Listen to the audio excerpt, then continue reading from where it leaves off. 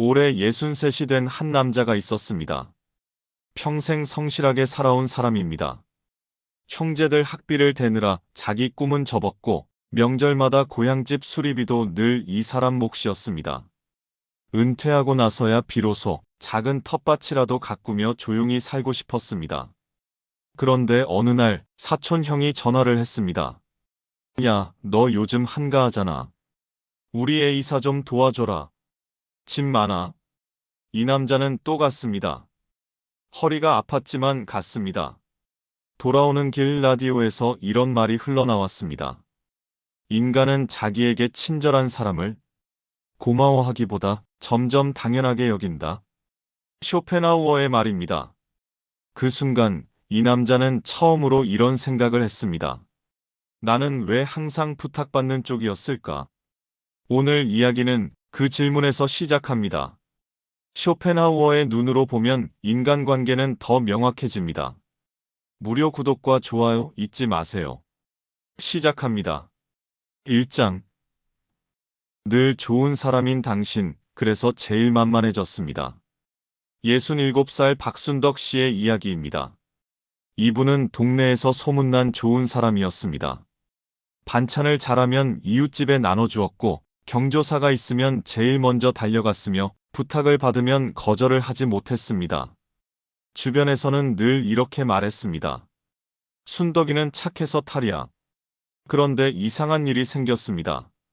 어느 날 순덕 씨가 병원에 입원했습니다. 담낭 수술이었고 생각보다 회복이 더뎠습니다. 며칠이 지나자 문병 오는 사람이 하나둘 줄더니 일주일이 지나자 아무도 오지 않았습니다. 그런데 더 이상한 일은 그 다음에 있었습니다. 퇴원하고 열흘쯤 지났을 때 평소 가장 친하게 지내던 옆집 영숙 씨에게서 전화가 왔습니다. 순덕아, 나 이번 주 토요일에 손주 돌잔치인데 떡 좀 같이 만들어줄 수 있어? 순덕 씨는 잠시 가만히 있다가 이렇게 물었습니다.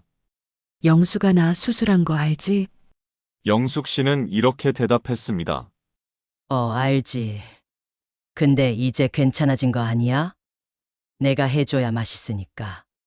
순덕 씨는 전화를 끊고 한참을 멍하니 앉아 있었습니다. 30년을 알고 지낸 사이였습니다. 그런데 이 사람이 나를 친구로 본 것인지 아니면 편한 일손으로 본 것인지 갑자기 헷갈리기 시작했습니다. 이런 생각 해보신 적 있으십니까? 내가 좋은 사람이라서 좋아하는 것일까? 내가 좋은 일을 해주니까 좋아하는 것일까? 이 질문은 생각보다 중요합니다. 하버드 대학교에서 이런 연구를 한 적이 있습니다. 오랜 관계에서 한쪽이 계속 베풀 때 그 관계가 어떻게 변하는지를 추적한 연구였습니다. 결과는 다소 씁쓸했습니다. 받는 쪽은 처음에는 고마워합니다. 두 번째에는 기뻐합니다. 세 번째에는 익숙해집니다. 그리고 네 번째부터는 해주지 않으면 섭섭해하기 시작합니다. 연구팀은 이를 이렇게 정리했습니다. 반복된 호의는 감사가 아니라 기대를 만든다. 그리고 기대는 곧 권리가 된다. 즉, 내가 계속 잘해주면 상대는 그것을 내 의무로 느끼기 시작한다는 뜻입니다. 그래서 어느 순간 고마운 사람이 아니라 당연히 해줘야 하는 사람이 되어버립니다. 순덕 씨의 경우가 정확히 그랬습니다. 30년 동안 베풀어 왔지만 아파서 더 이상 해주지 못하자 상대는 고마워하기는커녕 불편해하는 태도를 보였습니다. 쇼펜하우어는 이런 말을 남겼습니다. 사람들은 당신의 친절을 기억하지 않는다. 당신의 친절이 멈춘 순간만 기억한다. 냉정한 말입니다. 그러나 곰곰이 생각해보면 우리 주변에서 흔히 볼 수 있는 장면입니다. 늘 밥을 사던 사람이 한 번 사지 않으면 오늘 왜 그래?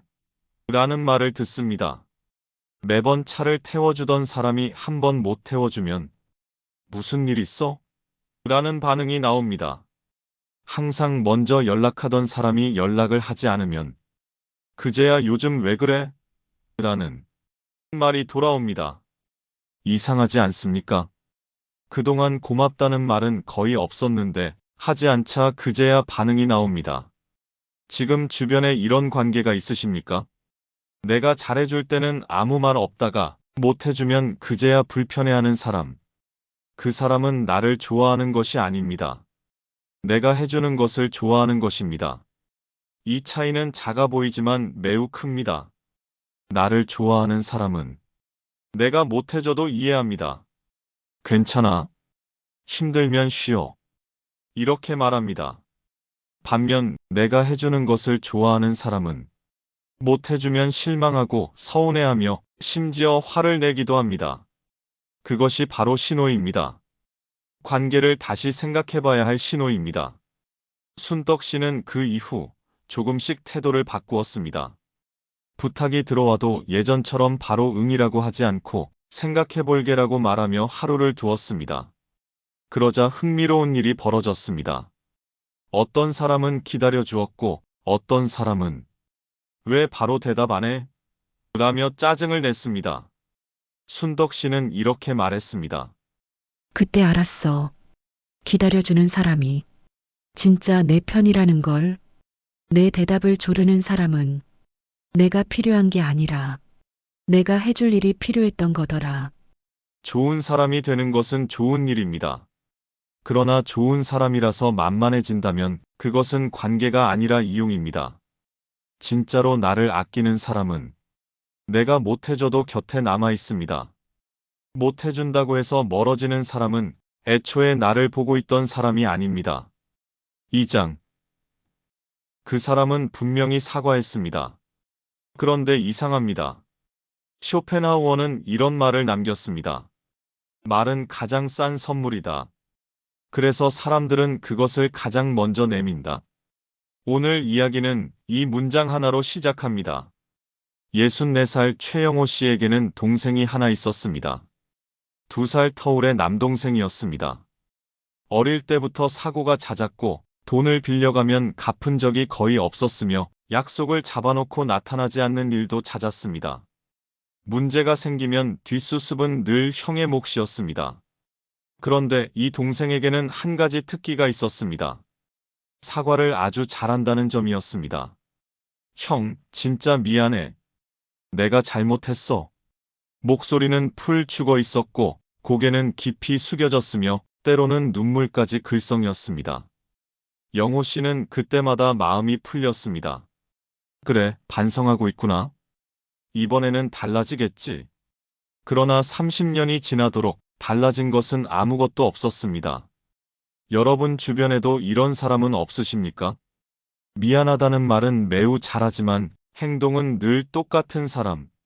사과할 때는 진심으로 뉘우치는 것처럼 보이지만 일주일만 지나면 같은 일이 반복되는 사람입니다. 이런 사람을 만나면 우리는 혼란스러워집니다.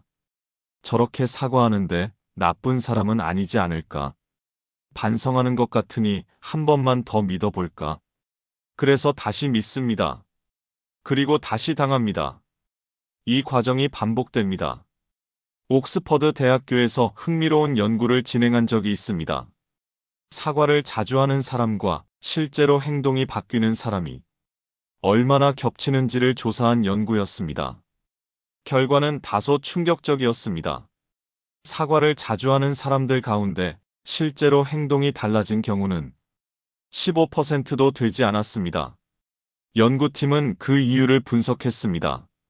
그 결과 하나의 공통된 패턴이 드러났습니다.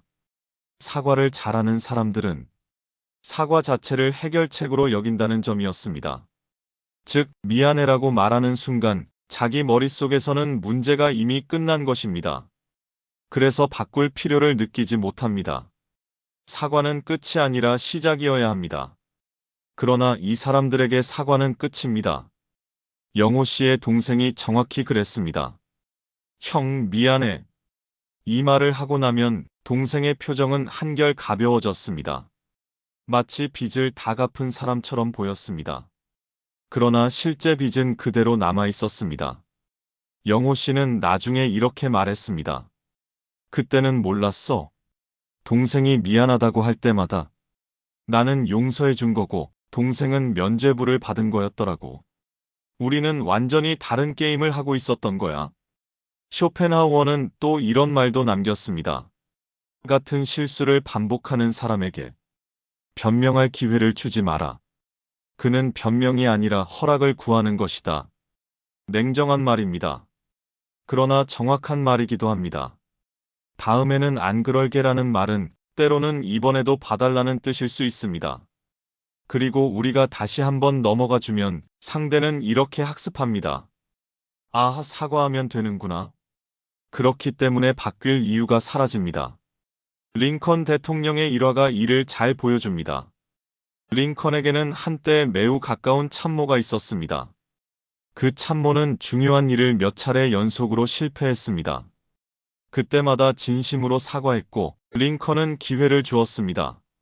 그러나 세 번째 실수가 발생했을 때 링컨은 이렇게 말했습니다. 자네의 마음이 진심이라는 것은 안다. 그러나 진심만으로 결과가 바뀌지는 않더군. 그리고 그는 그 참모를 다른 자리로 옮겼습니다. 미워해서도 아니었고 진심을 의심해서도 아니었습니다. 링컨은 이것을 알고 있었던 것입니다. 진심 어린 사과와 실제 변화는 전혀 다른 문제라는 것, 그리고 계속 기회를 주는 것은 상대를 돕는 일이 아니라 같은 실수를 허락하는 일이라는 사실을 말입니다. 우리 인생에서 미안하다는 말을 수없이 듣고 살아갑니다. 그 말이 진심인 경우도 분명히 있습니다. 정말로 뉘우치는 사람도 존재합니다. 그러나 한 가지는 분명합니다. 진짜로 미안한 사람은 말이 아니라 행동으로 보여줍니다. 사과는 입으로 하지만 변화는 시간이 증명합니다. 그래서 한번 점검해 보시기 바랍니다. 지금 내 주변에 미안해라는 말을 입버릇처럼 하는 사람이 있다면 그 사람이 사과한 뒤에 무엇이 달라졌는지를 보십시오. 달라진 것이 없다면 그것은 사과가 아닙니다. 그저 관계를 유지하기 위한 주문에 가깝습니다. 미안해라고 말하면 넘어가 주기 때문에 그 말만 반복하는 것입니다. 영호 씨는 예순이 넘어서서야 깨달았다고 합니다. 진짜로 미안한 사람은 미안하다는 말을 자주 하지 않아. 왜냐하면 미안할 일을 만들지 않으려고 노력하거든. 그런데 늘 미안하다고 말하는 사람은 미안할 일을 계속할 준비가 된 사람인 것 같아. 씁쓸한 말입니다. 그러나 틀린 말은 아닙니다. 이제 기억하셔야 할 것은 하나입니다. 사과를 받아주는 것은 좋은 일입니다. 용서는 우리의 마음을 편하게 해주기 때문입니다. 그러나 사과만 받고 변화가 없다면 그것은 용서가 아니라 습관이 됩니다. 상대에게는 또 봐주겠지라는 습관이 생기고 나에게는 또 참아야지라는 습관이 남습니다. 그 습관이 쌓이면 그 관계는 더 이상 관계가 아니라 인내심을 시험하는 시간이 됩니다. 사과를 잘하는 사람보다 사과할 일을 만들지 않는 사람. 그 차이를 기억해 두시기 바랍니다. 3장. 그 사람은 바쁜 게 아니었습니다. 시간 나면 보자라는 말을 올해 몇 번이나 들으셨습니까? 그리고 그 사람과 실제로 만난 적은 과연 몇 번이었습니까? 정약용 선생은 유배지에서 이런 글을 남겼습니다. 벗을 알고 싶으면 그의 말을 듣지 마라. 그가 무엇에 시간을 쓰는지를 보라. 200년 전 사람의 말이지만 오늘 우리가 할 이야기를 이미 정확히 짚고 있습니다. 61살 이정순 씨에게는 40년 지기 친구가 있었습니다. 요즘 연락을 하면 늘 같은 대답이 돌아왔습니다. 요즘 진짜 바빠서 시간 나면 연락할게. 정순 씨는 기다렸습니다. 한 달, 두 달, 반년. 그러던 어느 날 다른 동창에게서 전화가 왔습니다. 어제 영미 만났는데 잘 지내더라. 정순 씨는 잠시 말을 멈췄다가 이렇게 물었습니다. 영미가 요즘 바쁘다며? 동창은 웃으면서 대답했습니다. 무슨 소리야? 걔 요즘 맨날 놀러 다니던데. 지난주에는 제주도도 갔다 왔대. 그날 밤 정순 씨는 쉽게 잠들지 못했다고 합니다. 바빴던 것이 아니었습니다. 자신에게만 바빴던 것이었습니다. 스탠퍼드 대학교에서 한 가지 연구를 진행한 적이 있습니다. 사람들이 바쁘다고 말할 때 실제로 얼마나 바쁜지를 조사한 연구였습니다. 결과는 분명했습니다. 실제로 시간이 전혀 없는 경우는 30%도 되지 않았습니다. 나머지 70%는 시간은 있지만 그 사람에게 쓰고 싶지 않은 경우였습니다. 연구팀은 이를 이렇게 정리했습니다. 바쁘다는 말은 거절의 가장 부드러운 형태다. 듣는 사람은 아, 정말 바쁜가 보다 하고 넘어가고 말하는 사람은 불편함 없이 거절할 수 있기 때문입니다. 쇼펜하우어도 이와 비슷한 말을 남겼습니다. 누군가 당신에게 시간이 없다고 말한다면 당신은 그의 우선순위에 없는 것이다. 냉정한 말처럼 들릴 수 있습니다. 그러나 냉정한 것이 아니라 정확한 말입니다. 진짜로 만나고 싶은 사람은 아무리 바빠도 시간을 만듭니다. 점심 30분이라도 내고 퇴근길에 커피 한 잔이라도 하자고 합니다. 반대로 만나고 싶지 않은 사람은 하루가 24시간이어도 늘 바쁘다고 말합니다. 정순 씨는 나중에 이렇게 말했습니다. 40년 우정이라고 생각했는데 그게 아니었어. 나만 40년이었고 그 친구는 진작에 끝내고 있었던 거더라. 마음을 정리하는 데는 시간이 걸렸다고 합니다.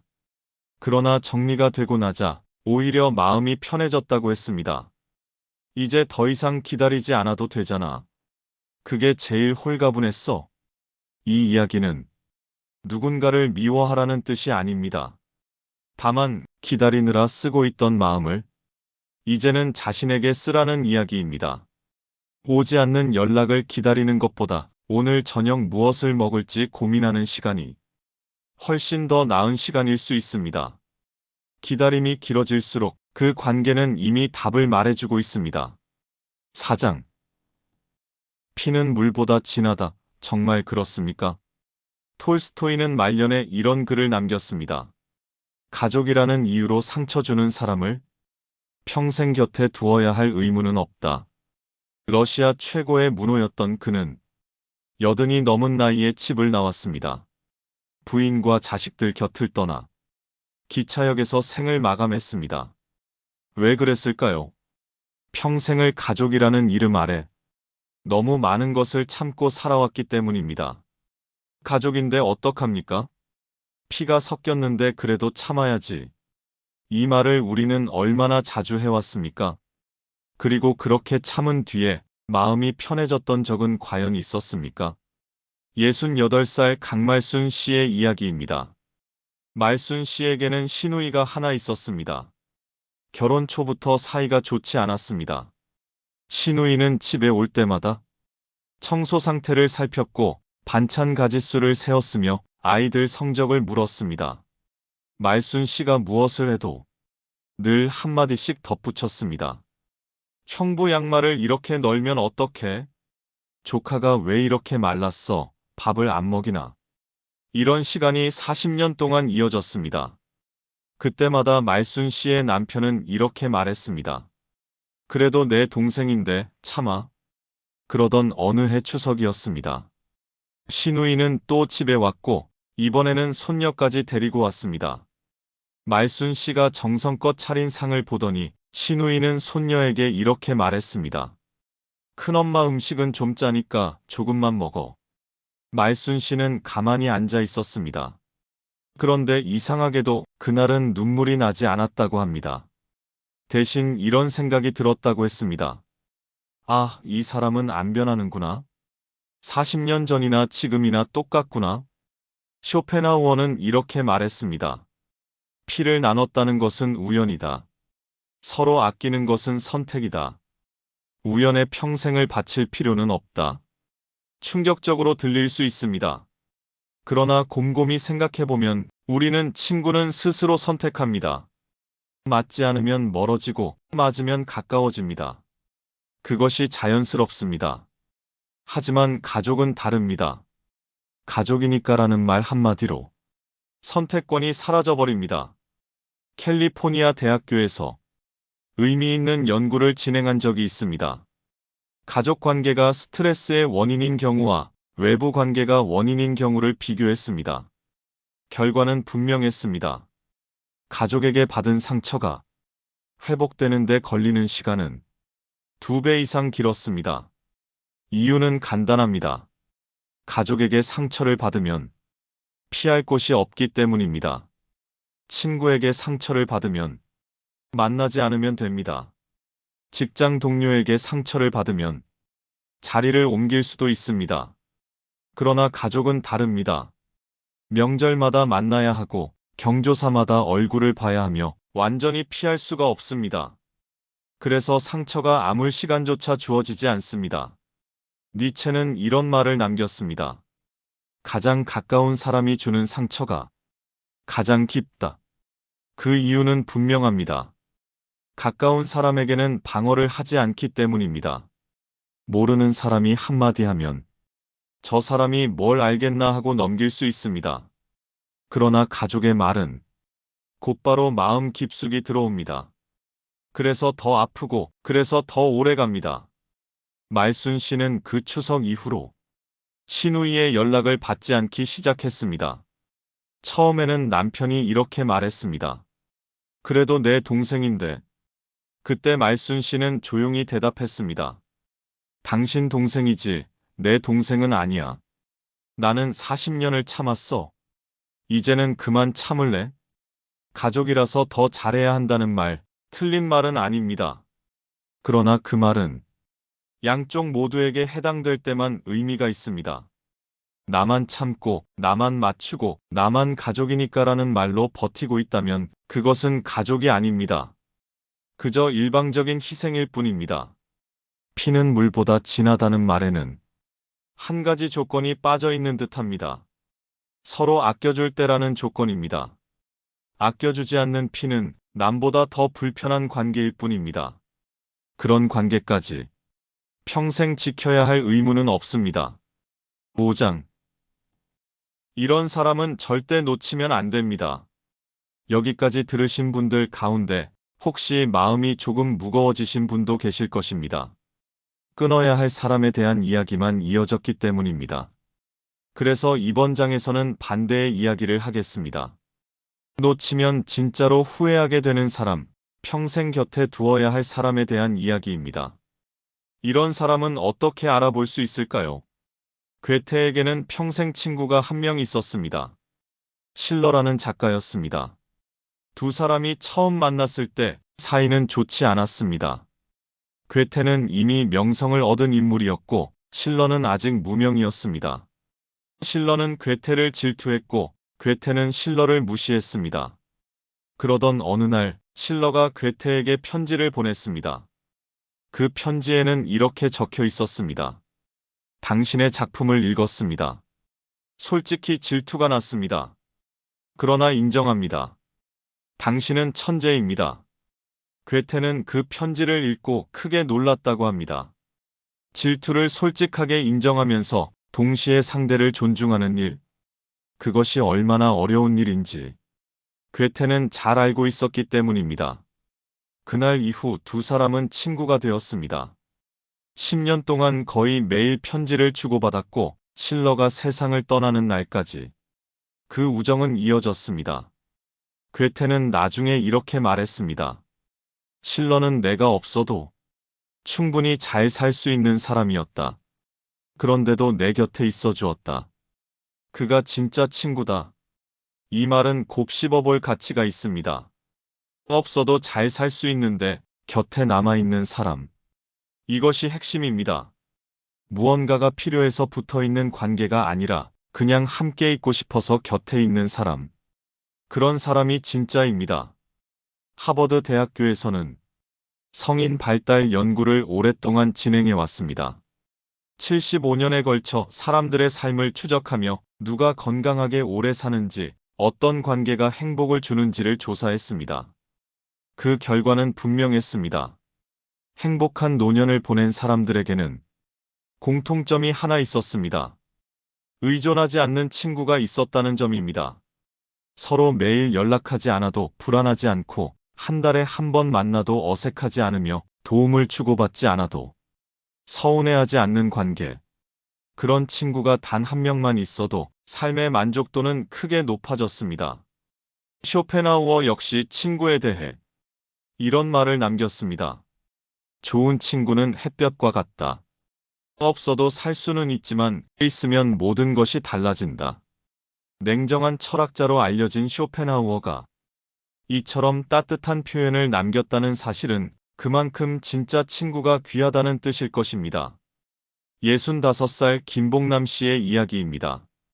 이분에게는 50년 지기 친구가 있었습니다. 이름은 순자 씨였습니다. 두 사람의 관계는 조금 특별했습니다. 한 달에 한 번은 꼭 만났지만 만나도 말을 많이 하지 않았습니다.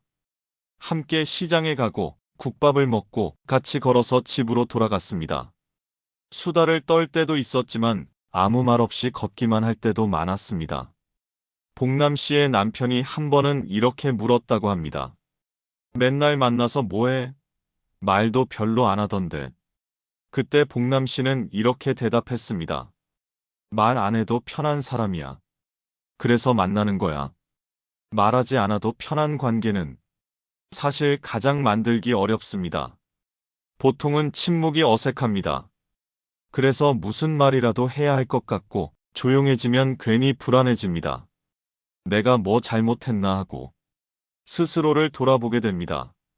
그러나 진짜 편한 사람 앞에서는 다릅니다. 아무 말 없이 옆에 앉아 있어도 좋습니다. 무언가를 채울 필요가 없습니다. 그 사람이 거기에 있다는 사실만으로 충분하기 때문입니다. 작년에 봉남 씨가 무릎 수술을 했습니다. 순자 씨는 병원에 왔습니다. 꽃도 들고 오지 않았습니다. 그저 옆에 앉아 귤 하나를 까서 건네며 이렇게 물었습니다. 많이 아팠어? 봉남 씨가 고개를 끄덕이자 순자 씨는 아무 말 없이 그냥 손을 잡아주었다고 합니다. 봉남 씨는 이렇게 말했습니다. 그때 울었어. 위로의 말은 하나도 없었는데 그냥 손을 잡아주니까 눈물이 나더라. 50년을 알고 지냈는데 그날 처음 알았어. 이 사람이 진짜 내 편이구나. 여러분 곁에도 이런 사람이 있을지도 모릅니다. 거창하게 무언가를 해주지는 않지만 필요할 때 조용히 곁에 있는 사람. 말은 많지 않지만 함께 있으면 마음이 놓이는 사람. 그런 사람은 절대 가볍게 여겨서는 안 됩니다.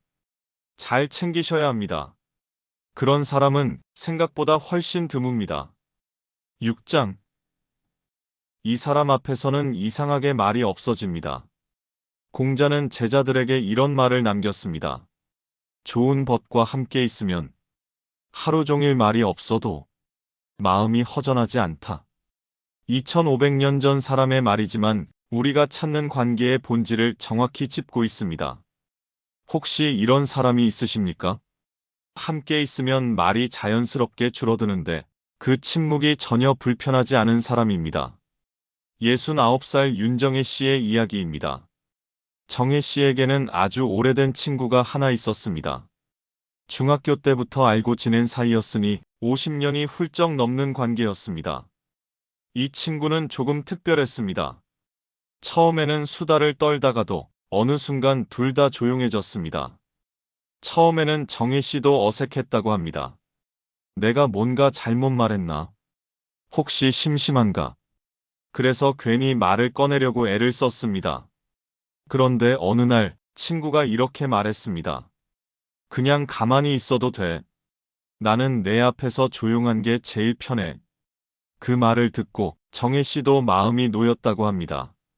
옥스퍼드 대학교에서는 오래된 관계에서 침묵이 어떤 영향을 미치는지 조사한 연구가 있었습니다. 결과는 흥미로웠습니다. 관계가 안정적인 사람들은 침묵을 불편해하지 않았습니다. 오히려 침묵의 시간이 길수록 관계 만족도가 더 높게 나타났습니다. 반대로 관계가 불안한 사람들은 침묵을 견디지 못했습니다. 무엇이든 말해야 할 것 같고 조용해지면 괜히 불안해지며 혹시 나를 싫어하나라는 생각까지 들었습니다. 연구팀은 이를 이렇게 정리했습니다. 침묵을 함께 견딜 수 있다면 그 관계는 이미 충분히 깊다. 쇼펜하우어 역시 비슷한 말을 남겼습니다. 말이 많아야 유지되는 관계는 말이 없어지는 순간 끝난다. 진짜 관계는 침묵 속에서도 이어진다. 정확한 말입니다. 말로 계속 채워야 하는 관계는 시간이 갈수록 피곤해집니다. 계속 반응해야 하고 맞장구를 쳐야 하며 무언가를 말하지 않으면 안 될 것 같은 부담이 생깁니다. 그러나 진짜 편한 사람 앞에서는 다릅니다. 그냥 옆에 앉아 있어도 괜찮습니다. 각자 휴대전화를 보다가 창밖을 바라보다가 배고프다 한마디 하고 밥을 먹으러 가면 됩니다. 그게 전부입니다. 하지만 그 시간이 가장 편안합니다. 정혜 씨는 이렇게 말했습니다. 젊었을 때는 몰랐어요. 친구라면 늘 이야기를 해야 하는 줄 알았거든요. 그런데 나이가 드니까 알겠더라고요. 말을 안 해도 편한 사람이 진짜라는 걸요. 요즘 두 사람은 카페에 가서 커피를 시켜놓고 1시간 동안 창밖만 바라본다고 합니다. 가끔 저 사람 옷 예쁘다라는 말 한마디를 하고 다시 조용해집니다. 그러다 슬슬 갈까라는 말이 나오면 각자 집으로 돌아갑니다. 정혜 씨는 웃으며 이렇게 말했습니다. 남들이 보면 심심해 보이겠죠. 그런데 나는 그 시간이 제일 행복해요. 나이가 들수록 말이 많은 관계는 점점 지칩니다. 만날 때마다 안부를 묻고 근황을 설명하고 요즘 어때? 뭐해? 아이들은 잘 지내? 이런 대화를 반복하는 것도 솔직히는 부담이 됩니다. 그런데 아무 말 없이 옆에 앉아 있어도 편한 사람이 있다면 그 사람이 바로 평생 곁에 두어야 할 사람입니다. 그런 사람이 이미 곁에 있으십니까? 그렇다면 연락을 자주 하지 않아도 괜찮습니다. 오랜만에 만나도 그 관계는 그대로일 것입니다. 그것이 진짜 관계입니다. 아직 그런 사람이 없더라도 괜찮습니다. 지금부터 만나게 될 수도 있기 때문입니다. 말이 없어도 불안하지 않은 사람. 그런 사람은 설명하지 않아도 만나는 순간 알게 됩니다. 끊어야 할 사람과 곁에 두어야 할 사람에 대해 여러 이야기를 나누었습니다. 혹시 지금 마음 한쪽이 조금 무거우십니까? 그래도 그 사람인데 내가 너무 냉정한 것은 아닐까? 이런 생각이 드는 분도 계실 것입니다. 쇼펜하우어는 말년에 이런 글을 남겼습니다. 모든 관계를 유지하려는 사람은 결국 자기 자신을 잃어버린다. 이 말의 뜻은 분명합니다. 모든 사람에게 잘하려고 하면 정작 나 자신에게 쓸 것이 남지 않는다는 뜻입니다. 에너지도 시간도 마음도 모두 남에게 쓰고 나면 내 몫은 사라지고 맙니다. 우리가 평생 만나는 사람은 얼마나 될까요? 한 연구에 따르면 평균적으로 약 8만 명의 사람과 스쳐 지나간다고 합니다. 그 가운데 진짜로 가까이 지내는 사람은 5명도 되지 않는다고 합니다. 8만 명 가운데 5명. 그러니 모든 사람과 잘 지내려는 시도 자체가 처음부터 불가능한 일입니다. 67살 한영수 씨의 이야기입니다. 영수 씨는 이렇게 말했습니다. 젊었을 때는 사람이 많은 게 좋았어. 명절에 친척이 다 모이면 뿌듯했고 동창회에 나가면 신났고 인맥이 넓은 게 자랑이었지. 그러나 60을 넘기면서 생각이 달라졌다고 합니다. 이제는 적은 게 좋아. 대신 진짜 사람만 남기고 싶어. 그래서 정리를 시작했습니다. 연락처에 300명이 넘게 있었지만 하나씩 살펴보았습니다. 이 사람과 최근에 연락한 적이 있는가? 내가 아프면 이 사람이 찾아올까? 이 사람 앞에서 나는 편안한가? 그렇게 추리고 나니 10명 남짓이 남았다고 합니다. 영수 씨는 이렇게 말했습니다. 허전할 줄 알았는데 아니더라. 오히려 마음이 홀가분했어. 이제 이 사람들한테만 잘하면 되니까. 관계를 정리한다는 것은 사람을 버리는 일이 아닙니다. 나를 지키는 쪽을 선택하는 일입니다. 상처 주는 사람 곁에 남아 계속 견디는 것이 인내는 아닙니다. 그것은 스스로를 방치하는 일에 가깝습니다. 쇼펜하우어는 또 이런 말을 남겼습니다. 고슴도치도 겨울에는 서로 붙어야 따뜻하다. 하지만 너무 가까우면 가시에 찔린다. 적당한 거리를 찾는 것, 그것이 지혜다. 잘 알려진 고슴도치 딜레마입니다. 가까워지고 싶지만 너무 가까우면 상처를 입습니다. 그래서 관계에는 적당한 거리가 필요합니다. 어떤 사람과는 멀어져야 하고 어떤 사람과는 가까이 있어야 합니다. 그 기준은 다른 사람이 정해주는 것이 아닙니다. 내가 정해야 합니다. 가족이니까, 오래 알았으니까. 이런 말에 끌려다닐 필요는 없습니다. 선택은 언제나 내 몫입니다. 오늘부터 한번 생각해 보시기 바랍니다. 지금 내 곁에 있는 사람들 가운데 나를 편안하게 해주는 사람은 누구인지, 나를 지치게 만드는 사람은 누구인지 말입니다. 그리고 조용히 정리하십시오. 싸울 필요도 없고 선언할 필요도 없습니다. 연락을 조금 줄이고 만남을 조금 줄이고 내 시간을 덜 쓰면 됩니다. 그러면 그 사람은 자연스럽게 멀어지고 나는 자연스럽게 편해집니다. 마지막으로 이것만은 기억하시기 바랍니다. 내 인생의 주인은 나 자신입니다. 좋은 사람으로 기억되고 싶은 마음 충분히 이해합니다. 그러나 모든 사람에게 좋은 사람일 필요는 없습니다. 나에게 좋은 사람들에게만 좋은 사람이면 됩니다. 그 외의 사람들은 그저 8만 명 가운데 스쳐 지나가는 인연일 뿐입니다. 관계를 끊는다는 것은 문을 닫는 일이 아닙니다. 내 방에 들어올 사람을 내가 고르는 일입니다. 아무나 들어오게 두지 마십시오. 그곳은 당신의 공간이기 때문입니다. 쇼펜하우어는 인간을 냉정하게 관찰했습니다. 그러나 그의 통찰은 우리를 더 자유롭게 만듭니다. 진실을 아는 것만으로도 더 이상 혼자 싸우지 않아도 되기 때문입니다. 쇼펜하우어와 함께 읽는 관계의 진실, 다음 이야기도 구독과 좋아요로 함께 해주시기 바랍니다.